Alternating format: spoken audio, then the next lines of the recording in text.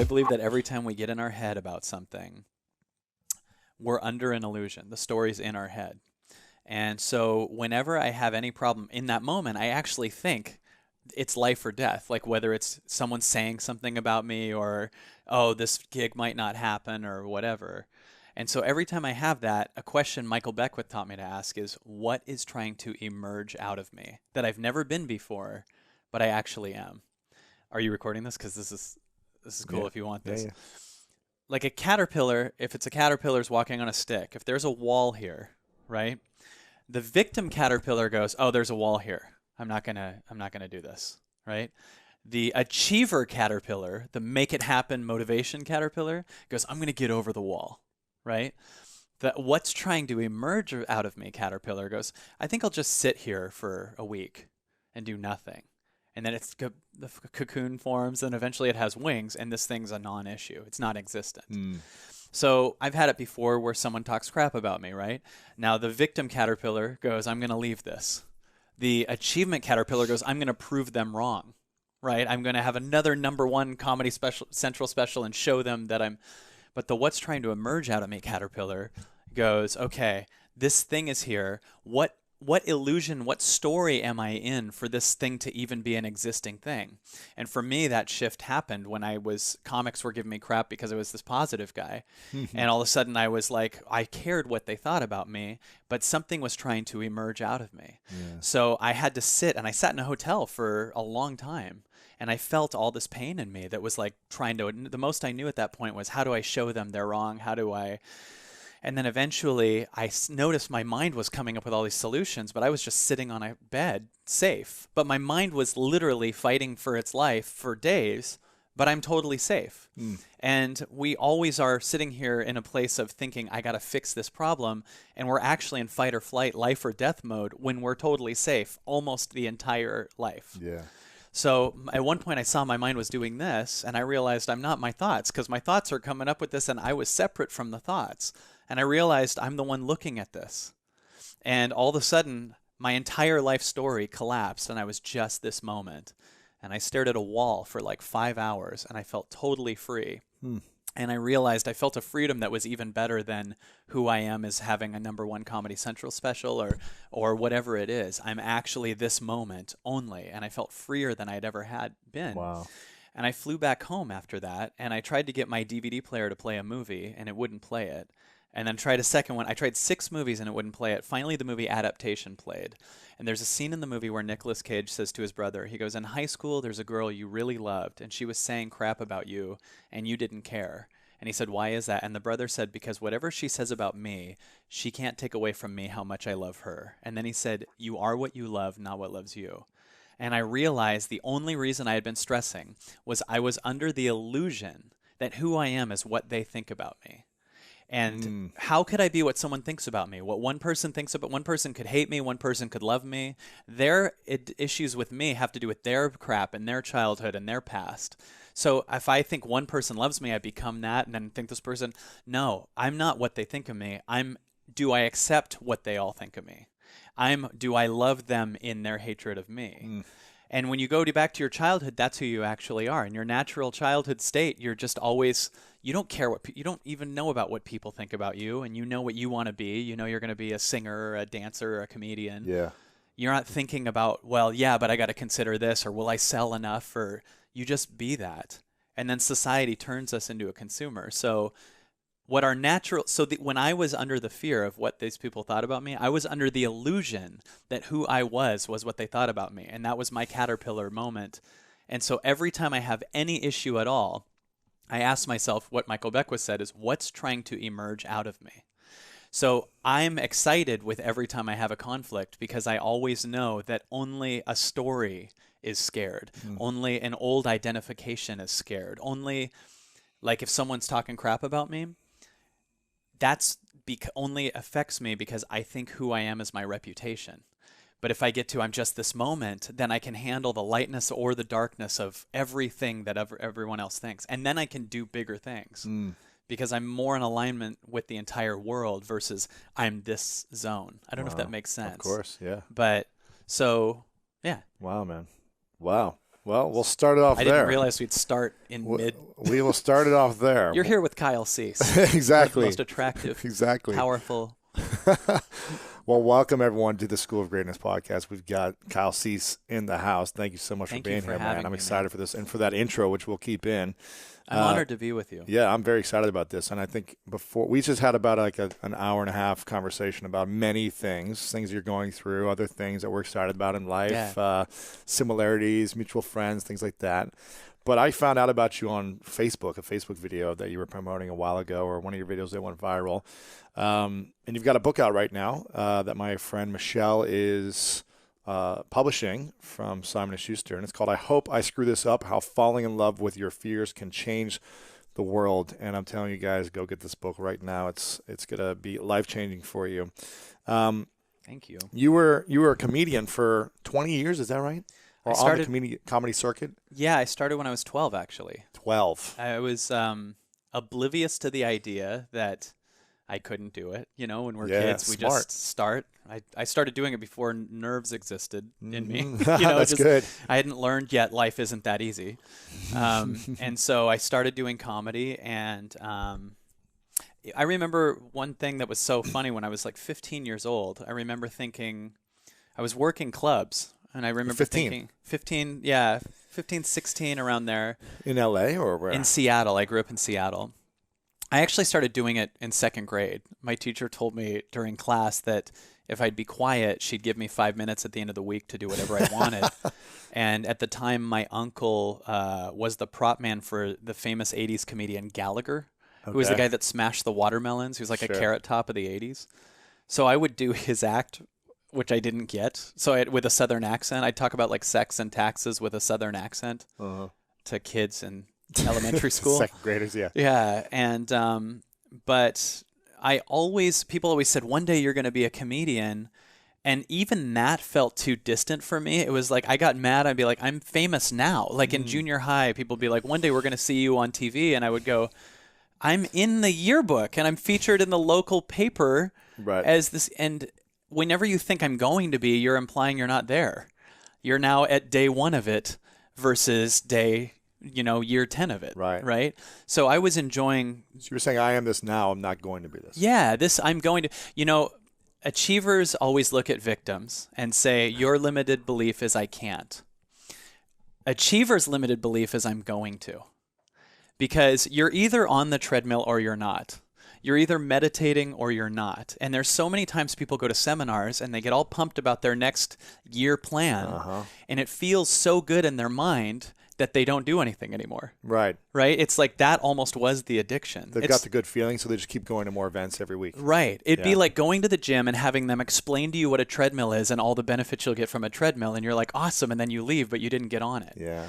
And we have this one addiction that we never, I think everything's an addiction almost. We think it's alcohol or drugs, but it's also worrying. It's controlling other people. It's happiness is addiction. Excitement. Anything's addiction. I mean, I'm so excited that's coming, so I'm not in the now about right now. I think this thing's bigger than right now. Well, I'm excited about this trip that I'm always going to be going on. Right. And if you think if I was doing this talk with you, and then later today I was going to be on whatever Obama's, or something. If I thought I am, Obama's got a show now. Let me know. Yeah, get me on after you. Okay. We have a great comedian. It's not a good. I'm not. But if I thought that was who I am, a huge illusion we are is when we're in this illusion. I think a huge illusion we live in is this: when something happens, I'll be happy. Every one of us can think right now, we live in this world of when I finally get that #1 show, when I finally get out of this relationship, when I finally get that body, that job, that career. Launch that book. Right. Exactly. If you wrote about that in your first couple pages. Right. When I finally write this book, then they'll take me seriously. Right. You said something like that. Yeah, because that's the illusion. Right away, you're like, I got to do this right. What does that mean? I got to do this the right way. When people say, how do I do this? What they're actually saying is, what does how mean? How do you even know if it's the right or wrong way? If I got something for it, right? How do I write a book? You got to do it the right way, meaning I'm not complete unless I get something. You're writing from fear because you're saying I'm in lack unless this sells a ton or people like it. So when I go on stage, if I'm like, how do I do a good job? I'm immediately under the illusion that who I am is what the audience thinks about me. And I'm not just love as is, that I'm in lack of love. So I'm actually creating from a place of lack every time I want something, right? I'm creating from a place of I'm not enoughness. So if I'm under the place of when something happens, I'll be happy, I'm actually saying I'm not enough until I have that thing. The shift that I had after getting to have a lot of things, I was in the movie, like Not Another Teen Movie. I don't know if you've ever seen that. But Aren't you in 10 Things I Hate About You? Yeah, I was in that too. Yeah. But I remember getting the audition for Not Another Teen Movie and thinking, if I just went to producers, and then I got to producers and I was more enslaved. If you just got to producers? Meaning like if I could just get to the producers, like the second audition. Right. Get a call back. Get a call back. Yeah. So then I get that. And I'm like, if I just book this, I'll be happy. Now I'm more intense, more not happy. And then I booked it. And then I'm like, okay, if my part just stays in. So they're editing it for 9 months, and I'm just totally like, please what if give me that one line? Then it's in there. You're like, okay, now to get the bigger movie. I'm like, now I got to get another movie, and this one better be a hit. So if you think when something happens, I'll be happy, or if I get that person, I'll be happy, you're actually saying I'm in lack without that thing. And immediately you put yourself in a place of making that thing bigger than you, and your connection is to that thing. So if it leaves, you're not happy. It's your oxygen. So you strangle it, and that's why everything we think we want, we lose, because you're not ready for it if you want it. You got to get to a place where you love you enough where the thing just naturally comes to you, or better. Because if you think, I want that thing, right? If you're saying, when I get that, I'll be happy, you're not going to be able to create it nearly as much as when I'm happy, things will happen. When I don't need something to make me happy, then you can create. And I totally believe in motivation, all that. It's so important. But I can't believe how much stuff wants to come to me that's so much bigger than the thing that I think that I'm going to get. Everything you think you want from here, the biggest vision board in the world, still includes some of our past story. And our past story includes our lack and our doubts. Yeah. So the best vision board I could make for this year is nothing compared to what could actually happen if I instead just fall in love with not knowing and show up and stay in the room. If I just don't know what I'm going to say. So like when I do my events, we do these Evolving Out Loud 2-day events. I don't know what I'm going to say at all. I speak the whole time. There's nothing scheduled. If I had scheduled something, I'd be immediately enslaved to it has to go this way. Expectation of a certain look, feel. Yeah. So then you're not going with the moment. You're going with it has to be this way. So I'm not moving from my heart. I'm moving from my memory and my head from what I scripted because I wanted to do it the right way so I could get something from the audience. But if instead I start with, I don't know what I'm going to say, and I love that. What if we start this podcast with, I don't know what's going to happen, and I love that. I love not knowing. How much more freedom do you have? Because we are under the illusion that when we think I don't know, that we have to learn how to know. But what if you instead let it unfold how it wants to, and then you can play, then you're in your heart. Immediately you're not stuck in it has to be a certain way. And then everything that happens is perfect. Yeah. I'm aligned to that, but I also think it's good for us to have a vision of what we want to. Totally. Right? As opposed to like, we'll just see how this book unfolds, and I'll just start writing, and whatever happens, happens. Totally. I think you have to have a vision of like, well, my intention is to impact and inspire people with words. Now, what if by doing that, the vision shows up versus aiming it? In other words, like, it's just a thought. Yeah. Because what my vision is still here, but it's about my connection to myself. Right. And then everything that I create outside of it is a byproduct of that. True. Right? So the vision's still there. The vision is I want to connect to myself. But if my vision is I want 1 million of these to sell. Yep. Okay. What if inside I could have created something that could have made 1 billion of these sell? But I'm sitting here going, it's got to be 1 million. And so I'm already on a track of this way versus me just going, what could I just create now? And you just create stuff like you're planting gardens all over the place. So do you think we shouldn't have goals at all? I think intention is cooler than goals. I definitely think goals are important. But a goal is, I want to make this thing happen, right? An intention is different. An intention is, I'm going to align with playing and still have a direction.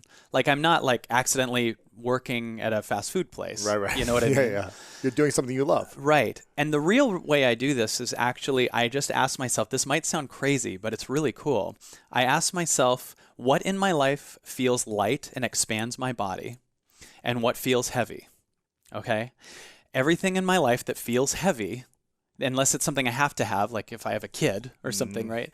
If it feels heavy, that's a different thing. So for instance, we have two voices in our body, I really believe. The first voice says something that's just a feeling, and it'll just tell you the next step. So the voice shows up and it goes something like, what if I just leave this company, right? You're working for a company, you're not fulfilled at. The voice shows up, what if we just leave this?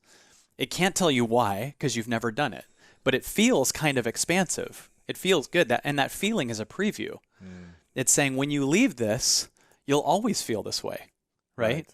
So you can feel that, and we have this voice all day. It's the voice that says, I'm going to go to Italy, or I want to just write a book, or what if I start a band, or what if I ask that person out, or leave this company? So there's this first voice that goes, what if we do that? And you can feel it in your body. It feels crazy, right? And then a second voice shows up that we've learned to listen to, that's a small voice in here, but it's louder. And it goes, yeah, and it comes up with the stupidest reason why we shouldn't. So it goes, what if we leave this company? Yeah, but if we do, we can't go to the Cheesecake Factory party next Thursday. Or not get that bonus. Right. Yeah. And the first voice goes, dude, if you'd learn to listen to me, I can't tell you this because I want you to move based on faith. But if you learn to listen to me, you'll own all the Cheesecake Factories in a month, and you can make them all vegan if you want. Right. And the second voice is like, yeah, but they got those Thai lettuce wraps. Anyone who's ever stayed in a relationship too long because they know eventually both of you are going camping know what I'm talking about. You go, I want to break up with this person, but Thanksgiving's coming, so I guess I'll hate them until Thanksgiving and stay in hell until Christmas. And then what's the next one? Valentine's Day, and I can't break up before then. Right. And then I'm in routine because summer's coming, and Right. So what I've discovered is that the goal or the idea unfolds itself the more I align with my body. So when I do something that excites me, just taking the next step, like a GPS doesn't tell you all the directions, right? It just says, here's the next thing to do. So the way I like to work, that has seemed to work really well, is to go with trusting the moment and trusting that that feeling that says, I'm going to put you in your body, if you move into your body, that means you just let go of some of your old story. Because you can feel when you're in your head, it's right here, right? But if you move into something that feels like an opportunity and you say yes to it, immediately, can I give you an example? Yeah. I'm totally talking so much right now, but I'm just excited to be with you. You're the guest, man. It's your show. That's right. It's your show. I'm like, hey, do you mind if I tell you a story on the thing? I don't want to hear myself talk. That's why I brought you on. Well, here, let's make it look that I'm letting you talk evenly. Thanks for giving me permission. Do you have any questions? Yeah, go ahead. What's your thing? What are you thinking about right now, Kyle? Lewis, thanks for asking. Here's a great example. One day I was doing an event. At the time, we had 200 people in the audience, or 200 people. It's weak, man. I know. Step your game up. Well, that's what happened. Is if you had a goal of how many people you'd want to reach, maybe you'd reach more. Well, check this out. It's so weird you say that. There's not even a camera here. If you had a 1,400 person theater that you said, hey, I want to fill this theater. Right. Well, this is what happened. Why are you limiting yourself? Well, that's what. Well, check this out. So that's weird because what you're saying and what I'm saying actually complement each other. Yes. They're perfect. You do need goals. You need this, but there's also this element of playing with what you're feeling and learning stuff that might even be beyond the goal. Because sometimes people have a goal like, I just want to make this relationship good, and I'm going to come up with this thing, but they might actually still be with someone that doesn't align with them. True. Or I'm going to be number one at this job. Meanwhile, you're ignoring this thing that's like I could be in a band or creating this thing that I love. Doing art, music. Yeah. So what level is your goal at? Is it your goal that you think when I finally get there, I'll be happy from a limited space? Or what happens if we surrender more and hear a goal that's even higher and crazier, and weirdly we'll move there faster if we stop trying so much and allow, right? So Dan, my teammate, said to me, he goes, we just did a 200-seat event, and it was actually hard to fill at the time. And Dan said, so what do you want to really do? And I said, I want to do a 2,000-seater. And right when I said that, my body got excited, and my brain showed up and went, dude, you barely showed 200. Yeah. Right? And I actually felt two bodies. Like, I want to do 2,000 seats, but here's why I can't. Right? And we have this with everything. I want to leave this company. Yeah, that'd feel good. Yeah, but I wouldn't make any money. You can't see how much money you're losing by staying in a job you hate. Yes. Right? So immediately so I said to Dan, okay, I feel this opportunity here, but there's this fear. If you step into the opportunity, the fear goes away. because the fear isn't of the thing you're about to do. It's of choosing to do the thing you are about to do. When people go skydiving, they always say the scariest moment is when I'm looking over the side of the plane. You know what I'm talking about? Yeah. But you're safe in that moment. They always say when I leap off the plane, I'll be fine. You're going 10,000 miles an hour. I'll be fine once I jump and I'm completely not safe. Yeah. You weren't scared of skydiving. You were scared of choosing to let go of your old story. Right? Yeah. So he said, what do you want to do? I said, I want to do 2,000 seats. Okay, let's call the Saban Theater. We call the Saban Theater. So that's my skydive, right? Say yes, make a decision, go, right? Let's lock in the date. Let's figure out the rates. Let's get stuck in we have to sell 2,000 seats, right? So we call the Saban Theater and find out it would cost $60,000 to rent it for a weekend. So immediately both bodies showed up again. Do you want to pay $60,000? Yeah, but I can't. So we just find I said yes, tell them yes. Okay. Wow. So I said yes, and immediately my mind went to another channel where it had different ideas that was not the limited guy that was going to make this choice. Now I'm a guy who does 2,000 seaters. Wow. So my mind was actually asking very different questions because I had said yes to this. So right when I said that, my mind came up with this. It goes, what if there's a radio show called KPFK, a public funded station. What if you just donated 1,000 tickets to them and let them, for their fund drive, raise money? And give them out. And my body then went, that would be very easy and effortless, but I have to make money to fill the theater, right? So I texted KPFK, a friend of mine there, and I said, I'm going to give you 1,000 tickets. And they said, well, then we're giving you your own radio show. I didn't realize this feeling was including a bunch of stuff that I didn't know about. Whenever you're scared to let go of something, the only reason is because your mind can measure what you will lose. It can't see what you'll gain. So when you're scared of breaking up with someone, your mind is scared because it's focused on the loss of one person versus the gain of 7.2 billion people if you're bisexual and willing to date everybody. Absolutely. So immediately I said to KPFK, I'll do that. They said, yeah, you got it. Then I found out Saban Theater is taking too long to get back to us. So we're going to find another theater. Wow. So we called the Alex Theater in Glendale. They were like $15,000 for the theater. And KPFK immediately, 2,000 seats. It was 1,400, which was like, that's a great step up. Yeah. KPFK immediately fills the theater with 1,000 seats, and we're so excited that the other 400 was so easy. Yeah. And I realized it was easier to fill 1,400 seats than 200 seats because we're more excited about it. And the higher excitement you are, the more you don't see how it won't work. Right. When you're in a good mood, you can make anything work. Yeah. You know when you fall in love with someone and you make anything work, you could be like, oh, you hate cherries? I love cherries. Right. Oh, great, I'll just eat them and you don't. Or we both like cherries. Like everything fits. Yeah. Right? So when you're in a good mood, you don't see how it won't work. And when you do something that excites you, you immediately put yourself into a good mood. It's almost like going to channel 100. Channel 2 is still available in the room, but you only see what you're tuned to. Right? Yeah. So when he said, what do you want to do? There's a speaker named Bashar that says that, who I like a lot. He's cool. But Dan said to me, what do you want to do? And my body came up with all these reasons why I can't. The old story couldn't, not me. And whenever you're scared to let go of something, you're not scared of letting go of that thing. You're scared of letting go of your old story that got love for being in that limitation. And you'll realize that who you are is just this moment. And this moment doesn't have problems. There's stories that show up.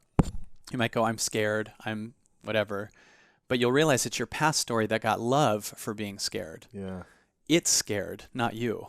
So you might go, so what I have people do at our events is I have them go, they say whatever their fear is and follow it with, and I love that. Because it's not your fear that's bothering you, it's your resistance to the fear. Right? Give me an example. So... What are you afraid of? What are you afraid of the most right now in your life? Anything in particular? Yes. As we do this more and more... What's this? Put yourself as out there more. As we put yourself out there more. Build a bigger audience and speak more. Yeah, what I think one thing is what people think of you, how people perceive themselves in you. Like there's all kinds of different stuff like that, right? So if there's anything in particular that you're scared of, like I'm scared that I won't be enough. I'm scared you'll realize that the fear is inside you. It's not outside you, right? And the reason it's there is because we're in resistance to the fear. So if you say, I'm totally nervous and I love that, immediately you free yourself because you become the space that's looking at the nerves versus the nerves itself. So you mean you're separating yourself from it? Right. You're like looking at the nervousness as opposed to it being you? Yeah. So what's something you're scared of?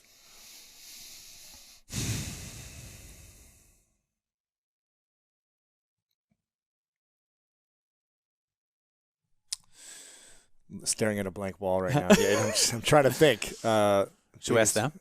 I don't know. What's my big fears? I mean, or their fear. Oh. That'll be alone? Is that my big fear? I don't know if that's Perfect. my big fear anymore. Let's say it was. Okay, yeah. Say I'm going to be alone, and I love that. I'm going to be alone, and I love that. Yeah. Immediately, what's that feel like when you say that? I don't know. It doesn't feel scary. Right. Because it's not being alone. People go, well, yeah, but what if I don't get the job? They're deciding, it's their judgment that they think they should get the job. That's the problem. Versus, yeah, if you don't get the job, that's going to be space for a better job or whatever. Right. So it's not that you're scared you'll be alone. It's that you're scared. It's that you're in resistance to that you're scared that you'll be alone. Yes. But if you love that you'll be alone, what happens is there's a little you that shows up that hasn't been seen by our parents in a certain way. And it's trying to do things the right way to get love the way it did in its childhood. Yeah. And we need to be the space of love for that kid now. And by the way, with all the things that you want in your life, way better things will show up when you clear out this crap through loving it. Right? So loving your fears. Loving your fears. So if I said, accepting it, loving it, acknowledging it, and saying, okay. Fall in love with your fears, because the only problem is you're addicted to an old story where that fear, you got love for it. If you want to learn how to become happier in your life, then make sure to check out this video right here. Sky's the limit possibilities. But if it goes through the lens of who I am as this past story, this limitation, this person that tried to achieve it and failed, is someone who gets love by failing over and over, is someone who has to stay small. Significance by failing, right?